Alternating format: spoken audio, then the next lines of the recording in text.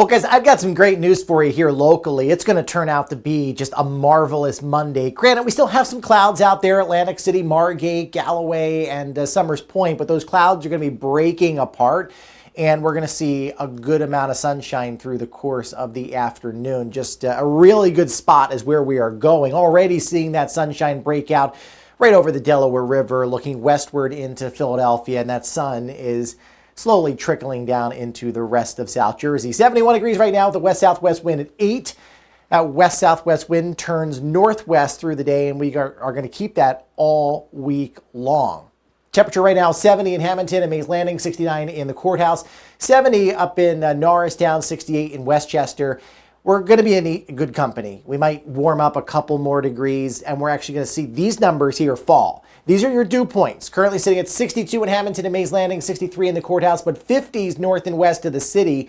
And as that front continues to move offshore, as those skies clear out, and as the winds shift direction, we will see that drier air mass work in. And it's going to be with us all week long, into the weekend, into next week, by the way. And you see how low these numbers are.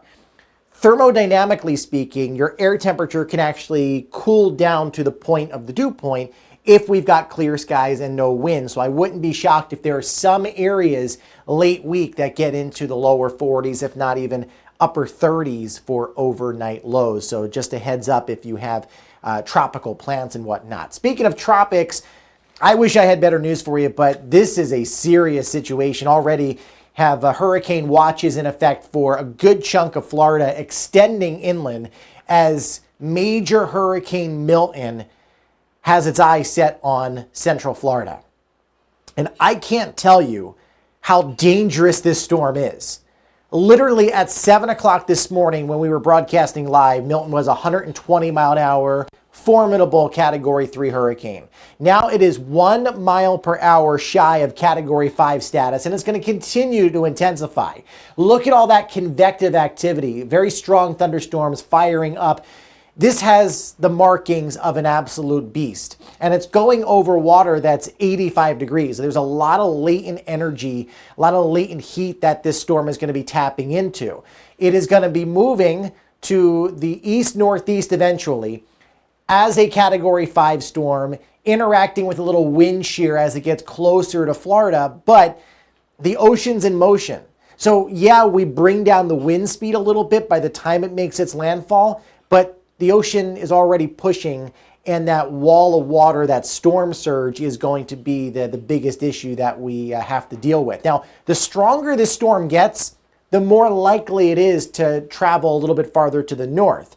So this is what I was talking about earlier, that 25 or 30 mile discrepancy that we have in forecast track. That's a big deal, because if it goes just north of Tampa, Tampa Bay will see the absolute worst case scenario with 10, 11, 12 feet of storm surge. If it goes south of Tampa Bay, then all of a sudden you start to focus on Port Charlotte and Cape Coral and Fort Myers as bearing the brunt. But since it is trending stronger, my money right now is more on a larger impact to Tampa Bay. That could change, obviously, but given where we are right now, it's Tampa Bay to the south where my concern level is very, very high. It's 10 out of 10, all right?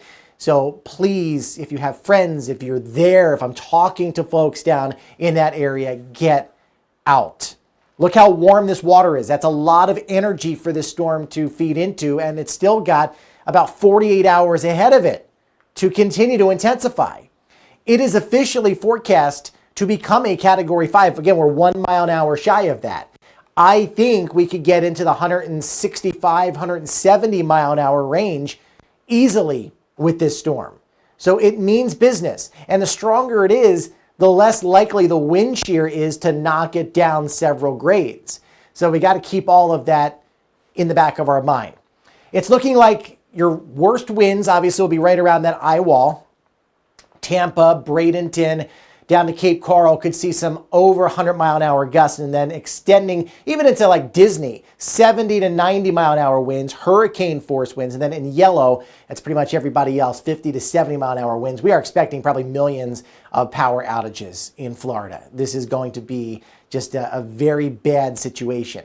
You see that the hurricane models are coming into consensus here, where we have a pretty good idea that it's right around Tampa. But that 25 or 30 mile difference is going to make all the difference in the eventual impact that we see. So from a storm surge perspective, this is what kills people. It's the water, it's the flooding, right?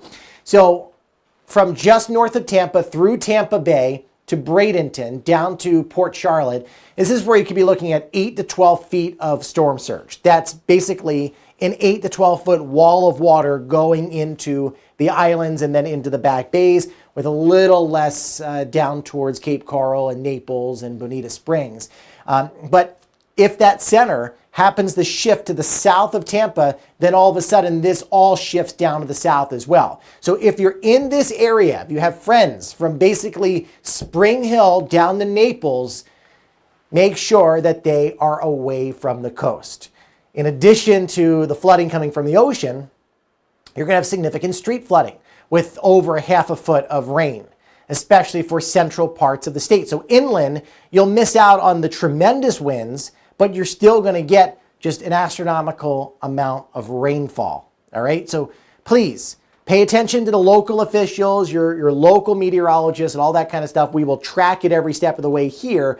But for the folks that understand the neighborhoods, I don't know much about West Florida. Putting all my cards out on the table. From a meteorological standpoint, we can forecast it, but for impacts to specific towns and neighborhoods, I'm not your guy. Find somebody that you trust down there. Here at home, we've got tons of sunshine, temperatures in the 60s, spiking into the 70s briefly. There are no issues, and it looks like this is going to continue for at least the next 10 days.